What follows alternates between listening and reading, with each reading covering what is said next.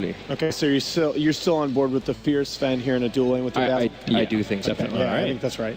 Sounds good. Sven getting some love here in the finals. And Darkseer, it's been the last band. I agree with Bendo. Tinker is a very interesting pick here. I think it could really, really shine in this matchup. Do you think Secret maybe possibly thinks that far and tries to just ban it out and see what else EG has? I mean, because we're racking our brains to see what he's going to pick, and then we finally came to the Tinker. I mean, I see utility in both the Zeus and the Tinker. I'd be surprised if it was anything else than those two. Zeus, I don't think they have enough. I don't like the damage. I just feel like you would want to work around either disable or more physical damage on with a Dazzle together. All right, well, last bans matter quite a bit, as we've seen, especially when you have these two teams together. It's really about kind of throwing each other off their game before the game even starts. I mean, as far as the playstyle goes, EG has to bring the fight to Secret. Like, Secret, they're going to be very content with farming passively, stacking up the jungle for Shadow Fiend, Keeper, and Darkseer. And I think Evil Genius just relies on kills a lot more with the Clockwork, with the Bounty Hunter. So I think something aggressive as suits Sumeo's playstyle. What about Lina? Lina's also good. Bring back Lina, even though what do you... the item nerf. I was even considering, what do you think of Puck here? I've seen him play Puck a decent amount, but the problem with Puck is he tends to fall off, I would say, like 30, 35 minutes after the Blink Yules pickup. And it's good if you can keep getting kills. There we go. There we go. The Tinker's left open. Tinker gets picked up by EG. Crowd roaring. And I mean, the numbers that Sumeo put up on Tinker at DAC were just sick. I mean, he had some of the highest damage numbers per minute ever achieved in the game on any hero playing Tinker. I mean, he gets going on this hero, and I mean, you think his Storm is exciting. What do you see? And I can tell you, especially with a Bounty Hunter, Secret needs to protect middle. If Shadow Fiend is middle on the side of Dire, it's very, very difficult for Shadow Fiend to stay. But the only one that can really do that is Kuroki, right, on the Rubik. He can kind of babysit him, but I also feel like he has to. Yeah, exactly. But Keeper of the Light can't really do anything, and Darkseid is obviously the offlane hero. But at the same time, when you have a bounty roam and Rubik needs to sit somewhere, and usually he tends to stack at the same time. A bounty hunter that is sitting next to a Rubik, a bounty hunter doesn't care. He just hits him down. Yeah, there's plenty of openings. I think the lineup so far from Evil Genius as part of last pick of Team Secret really favors EG. But this is where I actually really go back to the fact that you can now easily slide the SF back over into the safe lane and pick up a more self-sufficient mid hero. Maybe. I mean, we've seen that work for both of these teams quite a bit. You could pick an S4 Puck. Exactly. Yeah. That's exactly right. It's still really tough with Bounty Hunter versus Tinker. Like, Tinker doesn't lose that many one-on-one matchups, maybe to, like, Viper or something like that, but I'm not sure if they want to swing that route. Right. And Razor them? Viper's banned out. Yeah, I mean, Viper's banned so out. that explains a lot. I mean, that's why that Viper was banned out by EG. And so, not too many options. I also think that the problem with putting a SF... All right. Well, after much contemplation, we're going to see that anti-mage come back out for Team Secret. Another interesting draft phase, another excellent game coming up. Game number 3 between EG and Team Secret. In the grand finals, we're tied 1-1. Let's find out who takes the lead again as we're over to our casters for game number 3. Thank you very much. Yes, it is time for game number 3, Team Secret versus Evil Geniuses. I hope you're prepared. I know I'm chilling myself out right now. I'm a little bit scared here. Evil Geniuses. So I like the fact that the analysts on the desk early on, they brought up the fact that they kind of seemed like an agreement among all of them that it felt like Evil Geniuses need to slightly outdraft Team Secret in order to take a win. And I feel like going into this finals, that was the way I was looking at it too. Can PPD essentially outdraft Team Secret in order to provide Evil Geniuses a win? Because I feel like right now Team Secret are just operating slightly better than EG in game. I'm looking at this draft, and I like the Tinker last pick. It was definitely interesting and probably surprised Team Secret, but still, Team Secret have this nice all-around draft that you're going to see a lot. I mean, very natural pickups through and through. As for Shadow Fiend, you've got a Universe Darkseer, and even the Animage RTZ knows this hero, obviously, through and through. Everyone does. And it's going to be a pretty hard counter, potentially, to the Tinker. And the trash talk begins between the teams. You wouldn't expect anything less than RTZ facing up his former team. There's already a little bit of tit and tat going back and forth between inside the lobby, but it really is father versus son, Fia versus RTZ in so many different ways. And, well, Zai, maybe not exactly where he wants to be, as he's down here on the bottom lane, being stalked up, and there's your attack from Aoi, just to slow him down with the Orb of Venom, but they won't get in range for Fia to get the Storm Bolt off in time, so there is no real follow-up to this. But let's have a bit of a peek through our lanes. So it will be an off-lane Universe Clockwork, as you said. It couldn't be any more comfortable for him. RTZ already had a really great performance with his anti-mage earlier. He'll be taking that role into the safe lane and being babysat by Kuro, who is that role as Rubik. That puts S4 in towards the middle lane up against Sumail's Tinker. We'll have a roaming Aoi, Bounty Hunter, and then capping off the EG lineup, PPD on his ever-so-saving Dazzle, and Fia in his signature role as Sven up against the offlane Zai. Darkseer puts Puppey onto Keeper of the Light, and S4 is the final hero, and that will be middle lane as the Nevermore, or Shadow Fiend. Sorry, I went to Warcraft. Early on, take a look at what Universe does. He managed to get the perfect positioning in order to get the Cogs block off into this small little area with 2 different creeps. That's pretty much perfect timing there from Universe. You can't really get much more than that with an off-lane Clockwork on Radiant's side. He does it beautifully, and the lane will push into his trouble. favor. Bottom lane, the Stormbolt's going to come in. They're trying to get around him for the heal bomb, and there it is. Zai's in trouble. And first blood spilt by Evil Geniuses. That's what they tried to do previously when he was just walking down the lane. Never underestimate the power or damage of heal. Yeah, and this is something that, while I was mentioning earlier that the Tinker may be countered out by the Anti-Mage, obviously he's a heavy intelligence, high mana pool hero who can be potentially blown up by that Anti-Mage mana void. The Sven could have a very good game this time around. Fear last time kind of just completely trashed when it came to like laning up against a Viper. That was just a laning phase decision that they decided to basically make him the 3 position, and because of that he didn't manage to have that much of an impact. Universe top lane picked up, thrown back. RTZ's done all the hard work. Kuro doesn't have an extra level, but with a range attack, that'll be enough. RTZ blinks forward. Then Revenge built by Secret, while S4 in middle lane. Laser and Rocket build coming in from the Tinker. Honey's going to have a grin on his face after watching this. And after that, you've got AUI immediately being able to counter the counter that was placed down. Now Team Secret are very exposed in that middle lane, and Puppey may just have to throw down another counter. We're sure enough they're going to go for it. It's already taken out instantly, using the tangos to eat away that one. But still, S4 feeling that pressure, and now they're going to go in. Another tango eat of the counter ward. Puppey's going to be forced into buying more, but he doesn't have gold for it. No, he does not. But at least they can control the runes for the moment. As the top one will be taken out by the Rubik, but the double damage goes into a Darkseer. That's not really going to help him much at all. And on the middle lane, S4, it's just a horrendous lane for him when you think about it. You get lasered down. It's a level 2 laser, so your hero blind duration is down to 3.5. But you have this blind, which your max is 4.5 seconds. The Shadow Fiend cannot attack a unit. He has to use his razors. But then Sumail, laser, rockets again, level 2. The damage is there. It's a simple chip, and all it needs is just that little bit of assistance to come in from the Bounty Hunter, and that means Aoi's also leeching out the levels when this happens. Yeah, and with the Tinker rapidly getting ahead in experience over this SF, his nukes are just going to overwhelm SF's HP pool every single time he comes down to lane. Now, the SF still has plenty of opportunities. He's one of the most known mids to be able to make a comeback after a heavy amount of ganks, purely because his farming speed is insane with those 3 different raises available to him. The problem is, he still doesn't have, he needs to get level 3 Shadow Raise before he's independent of his physical right clicks. Right now, he still needs to actually right click to get CS, and this is where the laser is going to hurt him quite heavily. He does have one upside though, and that's the fact that the Darkseer Zai doesn't have to come off the off lane. If Zai was having a really hard time, he'll probably be looking to take a lot of the stacks. Like Puppey's already worked himself up a triple stack inside the Dire jungle. Oh, hello bottom lane. But Fia can't get to him in time. He did pop the war cry, but it wasn't enough. But yeah, you don't have to actually try and contest, like, fight over your own jungle for the stack. So if S4, if they feel like he needs it, they'll just send him up there to take it. But Aoi, he's on the hunt. He'll be watching this very closely. So Puppey's going to be careful as he throws out the Illuminate. At least he hits Aoi on the way through. Doesn't get a single last hit. So Aoi doesn't leech anything, but he does at least ping out the triple stack. And now, in fact, he's going to take out quite a large chunk of experience. But yeah, you're sitting on the tip of it. So he does take the damage. Yeah, if AUI actually wasn't hit by that first Illuminate Blast, he probably would have gone for the attempted go on the Keeper of the Light. Even if he couldn't kill him, he'd actually at least force him back to Fountain. Owie. Well, that sentry was down for the Dire side.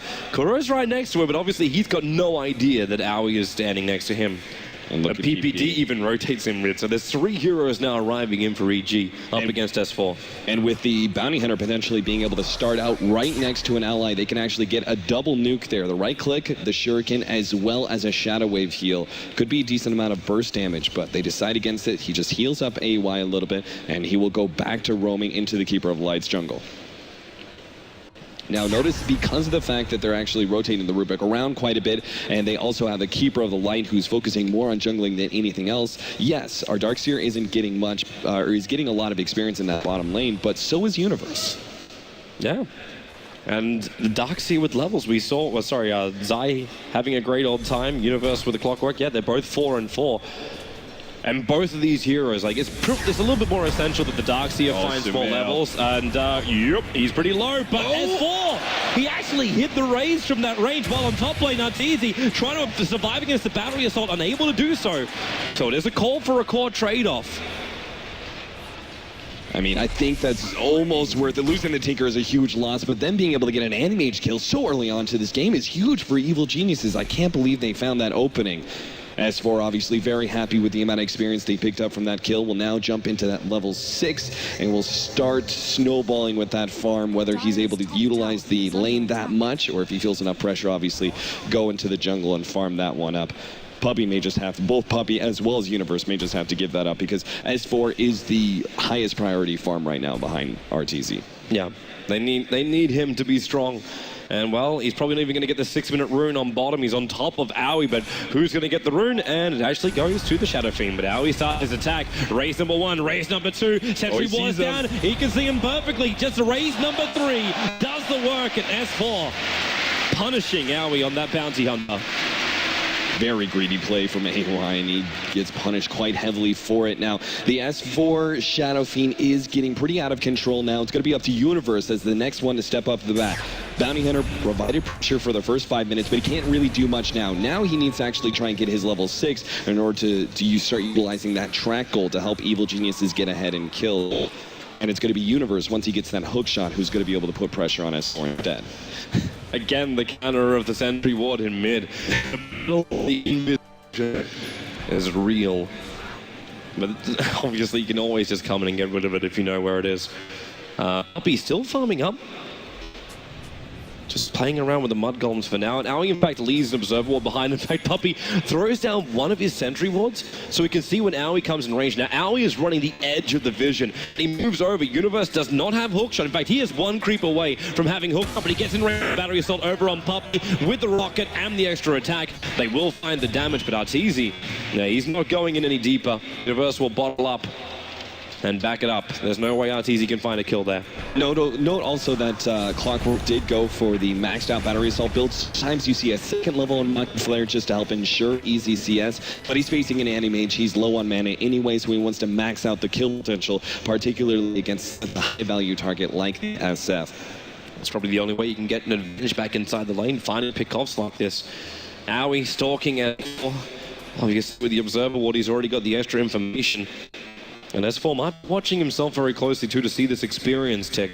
Because when it does happen, you can work it out. Bottom lane, Teleki's being dragged back. Gets a stun on Zai, but that's not going to save his life. Support from PPD. He was just a little bit too far away. I don't know if he was going up. She looked at the 8-minute rune, but Secret found the perfect gap in EG's defense. Yeah, that's the nighttime advantage. We missed it. Another duel from a high ground, low ground, but Universe with a haste running up to S4 with a battery assault, and then with a double TP and says, isn't a great idea.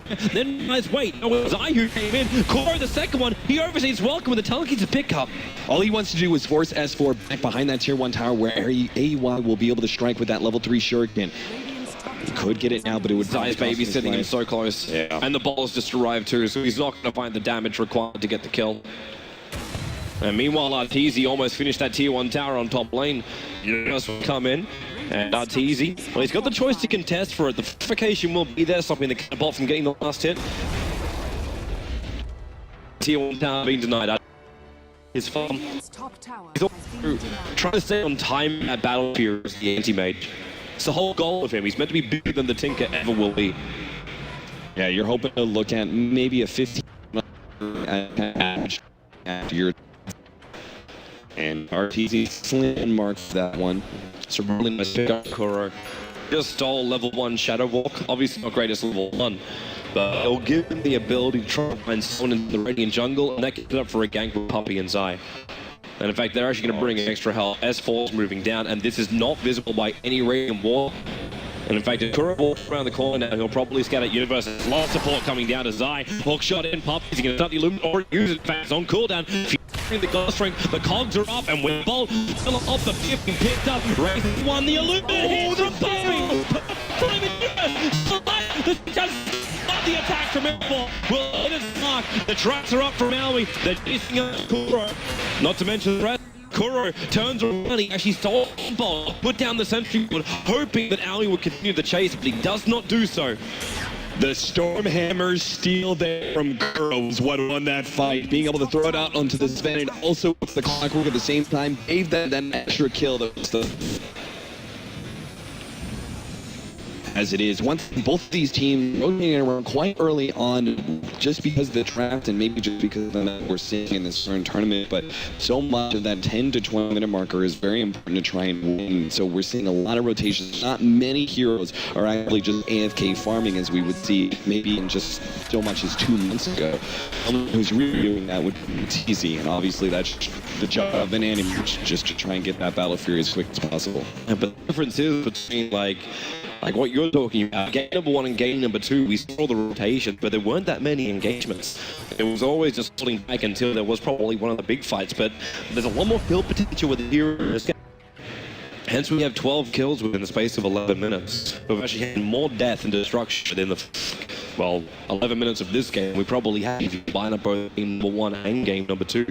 But the trade-off is buildings are still alive. We're 11 minutes in and only 1 tier 1 towers dropped. Universe moving forward. S4 he sees him. The Dustwood, Zai expecting. Now he was on top of him, but it's not case.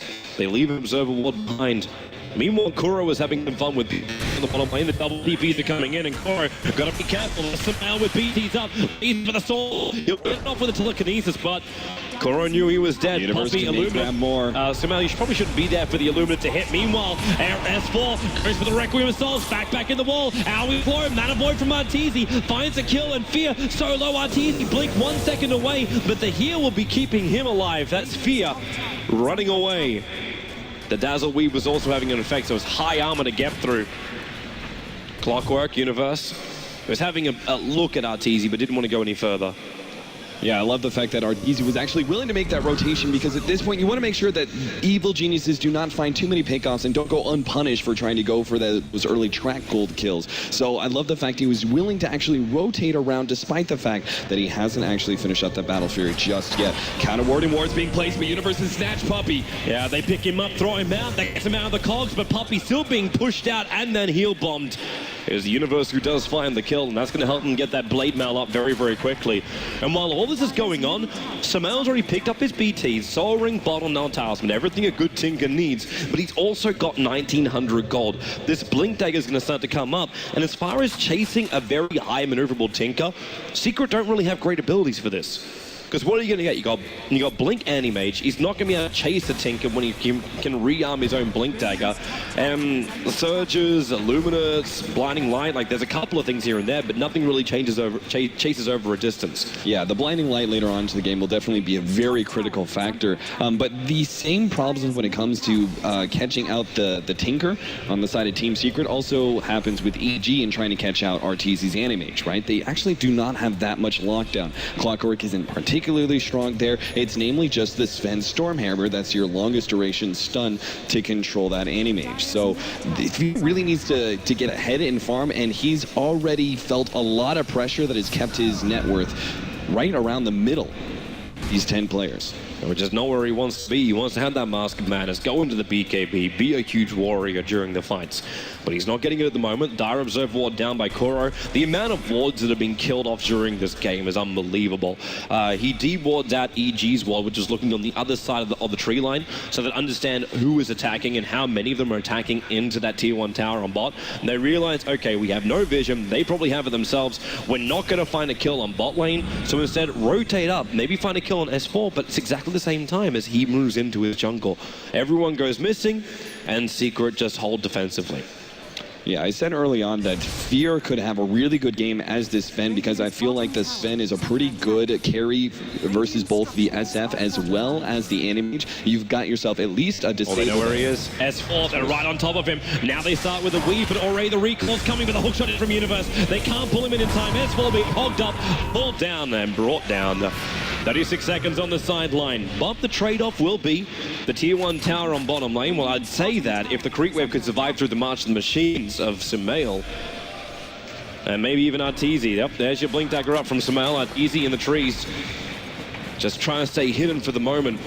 He got a 13-minute Battle Fury. He's already starting into the same build he did previously, and that's the Vladimir's offering. Yeah, look what Arteezy is doing. He's using the Battle Fury, which does have that active now to be able to eat through trees. If he actually finds somehow the Tinker, he can control him and easily take him out.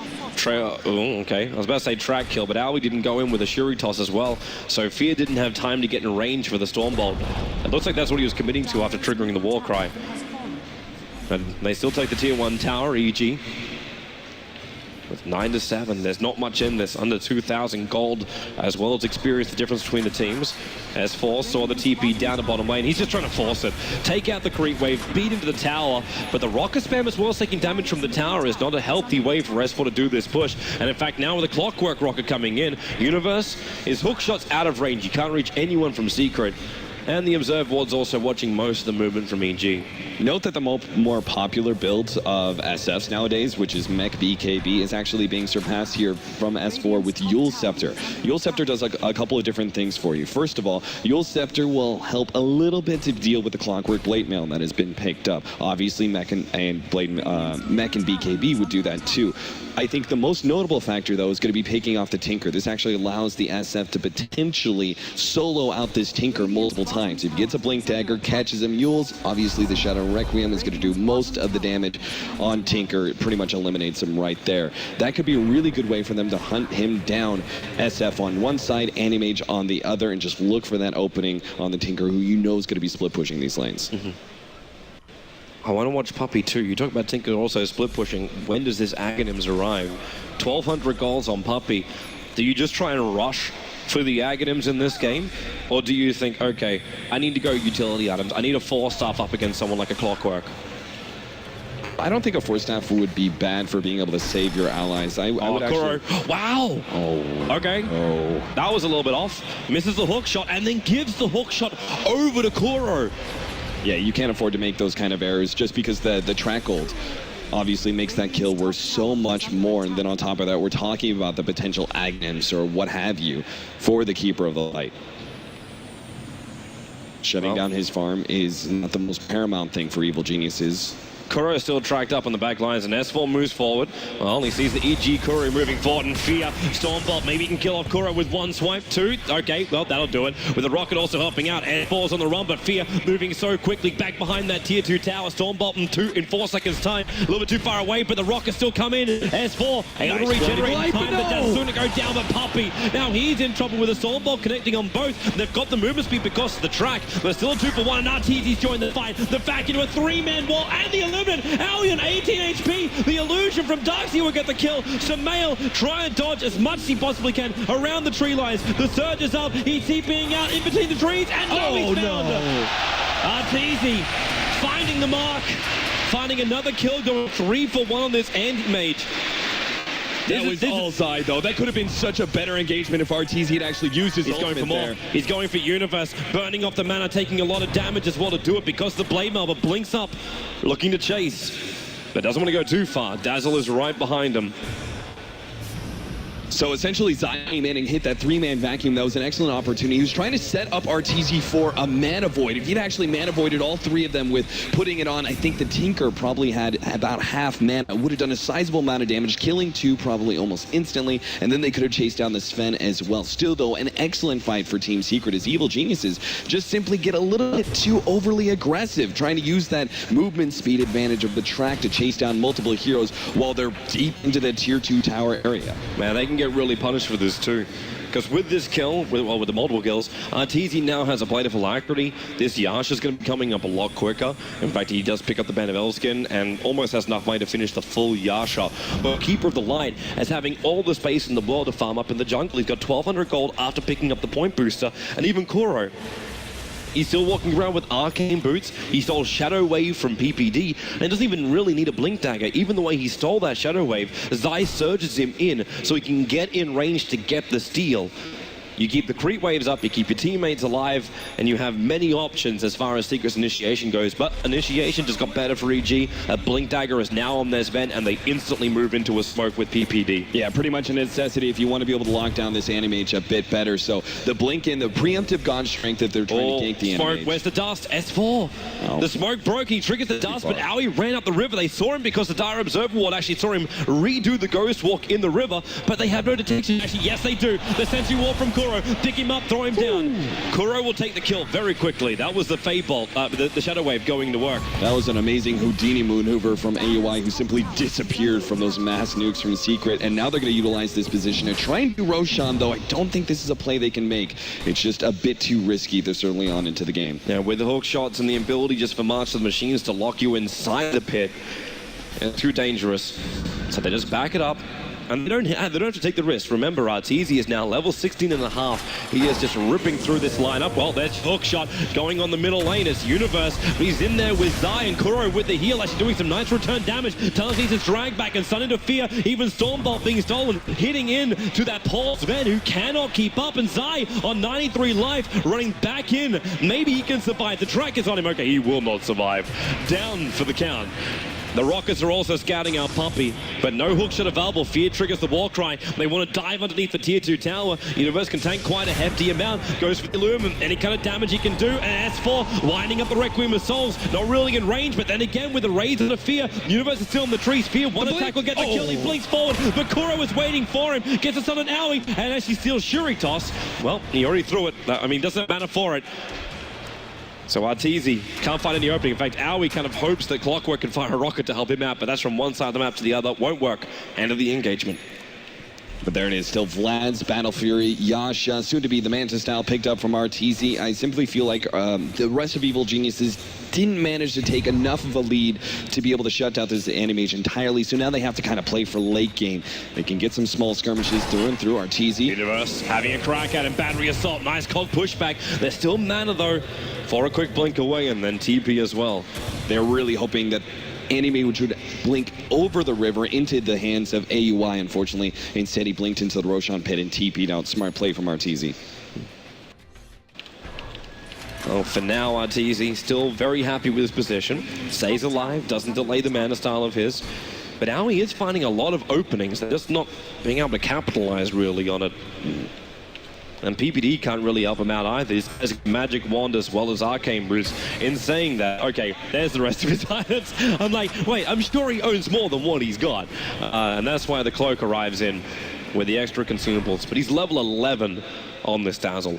You know, I was going to talk about Sumail and his item choices here. Early on, I was going to ask whether he needs to go for a Scythe of Ice here in order to control that Animage, or can he go for a little bit of burst damage first? It all kind of depends on how far ahead your Tinker is early on. He went for the Dagon, but he's not going to finish it up and try and go for Dagon 5. It's unnecessary. Instead, now I believe he's going back for the Scythe of Ice in order to try and control AM.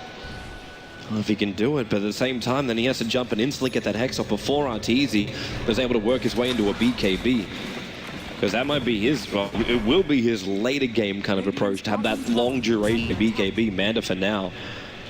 In fact, Arteezy just having a great old time. We've seen this before.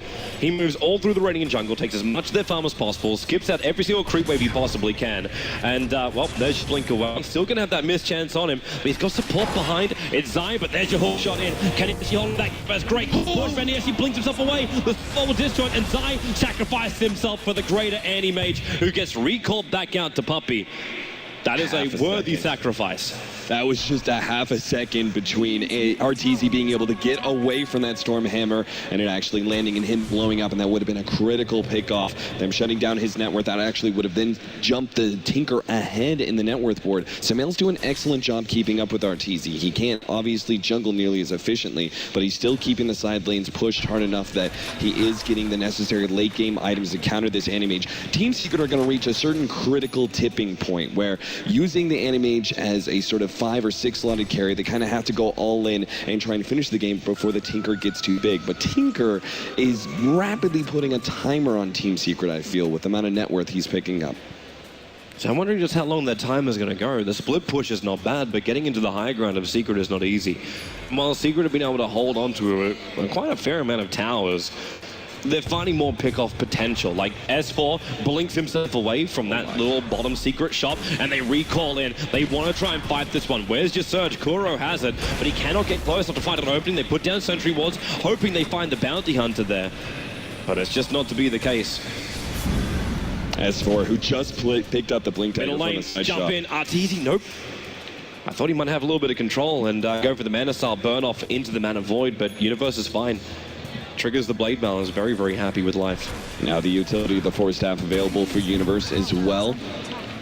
If you can actually get it, I'm not sure if you've seen it, but there is a certain Force Staff plays you can make against really mobile blinking heroes like the Animage. Essentially, you hook shot, you try and wrap yourself around to the front side of the Animage, Cog push him backwards, and then offensively Force Staff to push him into the Cogs again. He's coming for PPD. The Iron Shell's over on Arteezy, so the burn's going to be real. And Dazzle, well, he'll just run himself away to safety. There's more support. Hook shot missed from Universe again. Zai surged up. Animage is still in the neighborhood, has those Mana Style illusions, which you'll now trigger, starts burning off the mana there of Universe. And again, EG are forced to fall back. There's just 2 heroes moving around while S4 is in the jungle farming, and Puppey is also getting closer and closer towards this Aghanim Scepter. And that's also going to help out during daytime. See if you can find the Tinker while he's in the trees. Fear, you'll Scepter up, Puppey, bring in help, and it's going to be Kuro, and Fear, you're dead. The first real big pickoff of the S4, Blink Dagger and Yule Scepter going into work. And this will allow them to probably take down this Tier 1 tower. Tinker is excellent at being able to defend Tier 1s early on, but with a pickoff like their Sven going down, it just seems unlikely they're going to be able to hold. Or maybe not. Team Secret actually take the opportunity to just spread out and farm. You see the Ancients cleared through by S4 already. Arteezy cutting that top wave as well. They're just trying to keep up as much map pressure on EG as possible. And how long is it going to be before Sven can 100% hit in to the anti-mage? He's just picked up a Talisman of Evasion. He doesn't have to finish the full butterfly. It's just having that evasion, while Sven doesn't even have a BKB. They jump down after Aoi. They've lost vision, however, and the Dire Sentry Ward just timed out, so Arteezy can't finish the job. All he needed was like 4 more seconds on that ward.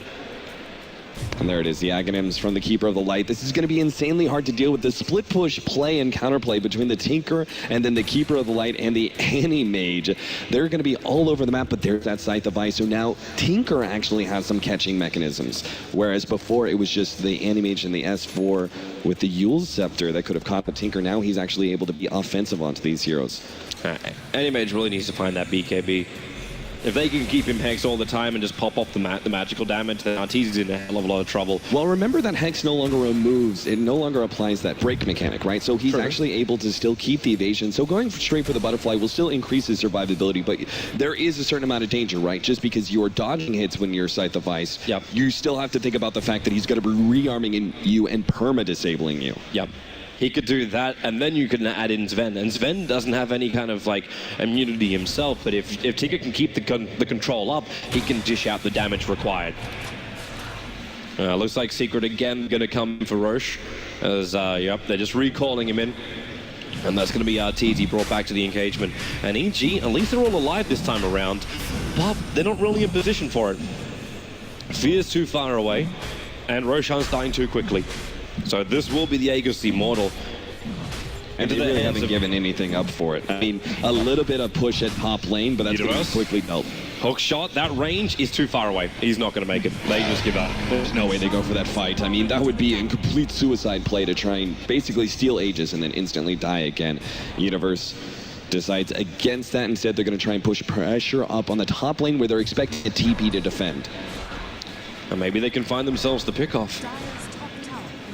But here's the thing, Arteezy doesn't care about the top lane. Instead, he just goes straight for the tier 1 tower in middle. He says, want that tier 1, you can have it. I'm going to trade your middle tier 1 tower, which is better for me anyway. Yeah, she blinked down to try and attack at a Universe. There's an Observe Ward looking up, and now Anime takes a large amount of damage. Where's that extra control? Look at that. Hook shot for the stun, the Cogs pushback. Laser, no mana for a Dagon, and Arteezy, Manasar blinks himself away. This is the problem at a Tinker who gets such an early Dagon and Scythe, but doesn't have a mana pool to support it. That was such good timing there from Universe, throwing out the hook shot at the last half second of the Scythe device in order to make sure that there was another Scythe device follow-up from Sumail. Unfortunately, again, as you said, they just didn't have the mana to throw out all the next round of nukes to finish him off. If I only had Coddle, he could have given mana. But for now, the Keeper of the Light is working against him and pushing into the tier 2 tower on bottom lane with the Anti-Mage. Is highly unlikely that EG can try and defend this. Even if they do get vision, they're out of position. You have an Anti-Mage on the front lines. You've actually got Greaves up as well. And that's coming in from the Darks here, and the tower's gone. Arteezy does too much damage, has Nagus the Immortal up his sleeve, and with 3,200 gold, actually, he's finished the full Butterfly. He actually finished the full Butterfly. Doesn't have extra money for it, but he doesn't care. He's got the Aegis Immortal, so immortality is still his. Yeah, he's sitting at 668 gold per minute. The 6th slot in Anti-Mage is going to come in. I mean, he's actually already got the Aegis. He can't afford to get another item, so it might be Secret may just try and utilize this Aegis to take maybe a couple more of their tier 2 towers and hopefully limit the Tinker's mobility a bit more. What do you think about Tinker actually buying up the level 2 Brews of Travel before going in for, well, anything else? I'm completely fine with it because you know you're going to be seeing a lot of fights and you don't have any of those tower sub creeps or maybe perhaps a bit unreliable to go to. So I am a big fan of the Boots of Travel level 2 early on the Tinker simply because this allows you to be a lot more effective in early skirmishes. I suppose will also help out when you got a bounty hunter. You don't just go directly to him. Or even the Clockwork who's walking around with an invis room but can't find any of Secret. Because they're mostly on top. With this Dire Observer Ward, they're still sitting on the cliff. Actually, I say that, it now times out. They had really good vision to go in for this tower. So it has to be redone by Puppy, who's coming down now. And in fact, he's recalling in the troops. The Radiant Tower, they should jump in from S4. Raccoon, and they want to blow up Fear. Decent damage, enough to kill him. Well, it looks like it will be. Fear's down for the count. Sumail on the tree line. Zai also over Arteezy. Just pops the bounty as well as the Tinker and goes for more. The Cogs from Universe will keep him out. But the damage has already been done to both the tier 2 tower as well as the heroes of EG. Yeah, later on to the game, the Scythe device constant control against the Anti-Mage is a counter to him in a way, but in this part of the game, Anti-Mage just trumps Tinker every single time. Once he starts throwing out some of that mana, a big mana void will almost instantly kill him. Now the tier 3 tower almost gone. No fortification available for Evil Geniuses. They buy back over on this Ven. They want to try and hold Universe again with a cog push on the Anti-Mage, but he's still also got Aegis Immortal. Kura picking him up and Fear! Big jump in with the Stormbolt. Zai gonna back it back up. He'll still end up dying, but for what cost? You've actually lost Fear for 70 seconds. Arteezy has ran the base, jumped in for the double kill on the Dazzle. They will finish up the melee racks. The only lane they could go to is bottom because this tier 2 tower still survives in the mid, and backdoor regen will protect it, but they're going to push it anyway. They feel so comfortable that they just leave S4 to that top lane and finish off that last ranks. They're even running through the tier 2, which they should take, but Tinker's actually going to try and make a play here. He jumps in, but Arteezy's already there. S4 moving the front lines once again. The Cogs pushing him back. Universe great positioning, and the Mana explodes Sumail as well as Aoi. 2 on the sideline again. It's a double Mana void. GG! The void is big, and Secret are shoving EG down into it. 2 games to 1, and will EG be once again here on the ESL 1 Frankfurt stage? Secret 1 win away from success. Again, Secret just providing that constant pressure. The rotations out from them was beautiful. They set up enough room for Arteezy to start getting ahead, and once he was able to lock onto that Battle Fury, you knew he was going to have an excellent game, and boy, those mana voids turned out big. absolutely well placed, won 2 fights in a row quite easily, and Secret take that third game